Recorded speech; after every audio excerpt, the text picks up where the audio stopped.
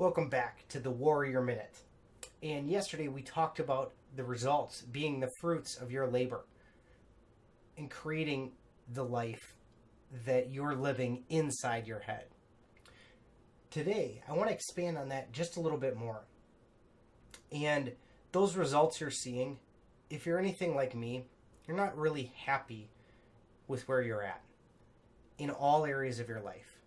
Now I was happy in a few areas, but when I took an honest look, mastering the different areas of my life at the same time had been something that eluded me. That was very, very difficult or nearly impossible. And one of the things that I began to realize was that my mantra or my way of living was to be extreme in one category. So I would have days where I would stay up 16, 18 hours working straight, almost ignoring my family, ignoring my health, ignoring my spirituality. Then I would either get burned out or I would feel bad about a different area, and then I would switch to something else, switch to time with my family, and my entire business would begin to slip. And it just kind of shifted around in my life. I would just continually see it shifting around. And that wasn't really the result that I was after. And that's where I really started to understand these small, minor changes done consistently, creating big difference. And I'm not perfect. Nobody is. However, I've spent quite a bit of time working on this and working in my life. And what I've seen repeatedly is that I can have success in multiple areas at once by just focusing a little bit more in all of the areas. So I invite you to make those small changes and work your way up. If your goal is to get healthy and you're very overweight, saying that you're going to go on a crash diet is not a good idea.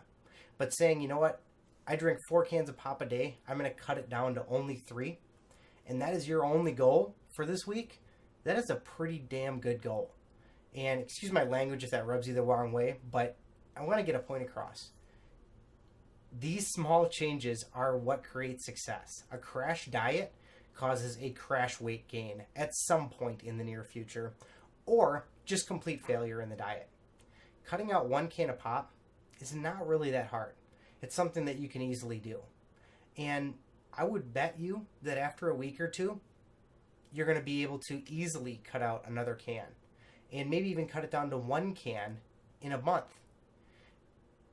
If you're overweight and you're struggling with weight and you can't seem to stick to a diet, but now you've cut down 1 can of pop, that's 30 cans of pop a month, 365 cans a year, you're going to lose some amount of weight from just that small change.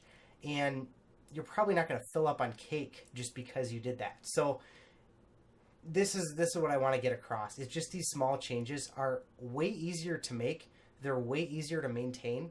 And as you begin to make them, you naturally will increase the size of the change that you're making.